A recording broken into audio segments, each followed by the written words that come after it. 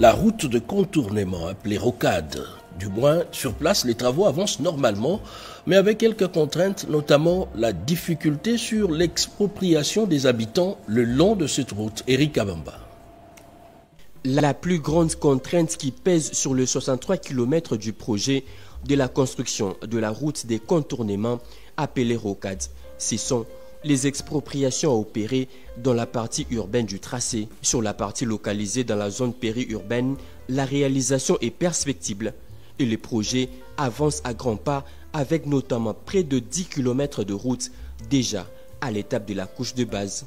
Arrivé dans la partie urbaine du projet, il faut délocaliser un millier d'habitations pour trouver l'espace de 20 mètres de largeur utile au projet. C'est dans le but de veiller à la levée de cette contrainte majeure que la commission des expropriations pour cause d'utilité publique sur ces projets a effectué une descente sur terrain ce samedi 11 janvier 2025, avec à sa tête son président, le secrétaire général aux ITP, ingénieur Georges Kouchi, le membre de la commission qui vient notamment de différents ministères, de l'hôtel de ville et des communes traversées par le projet ont inspecté tous les tracés.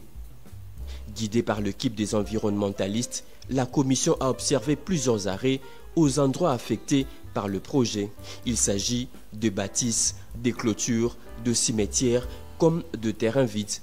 Échangeant avec le riverain, le président les a appelés à s'approprier les projets. Toutes les personnes impactées doivent être indemnisées. Pour être indemnisées, il faudrait que les personnes impactées aient les documents en règle. C'est-à-dire un acte de vente à la cité ne veut rien dire, il faut que ce soit confirmé par le ministère des Affaires foncières qui remet les titres fonciers pour que tout le monde puisse être satisfait selon le gouvernement de la République. Après le village Ngoudiabaka, commence la partie périurbaine du projet. Sur près de 10 km, la route est à l'étape de la couche de base avec le caniveau réalisé de part et d'autre. Au niveau de Mitendi, la borne fontaine qui dessert tout le quartier constitue également une des contraintes. Sur la rocade sud-est, plusieurs ouvrages de franchissement sont en cours de construction et la route s'habille peu à peu de la couche de la fondation et celle de base par endroits.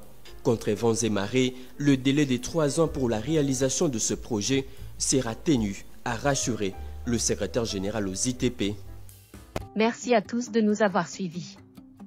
Aimez et abonnez-vous massivement à notre chaîne YouTube Tribeca Media. Au revoir et à la prochaine.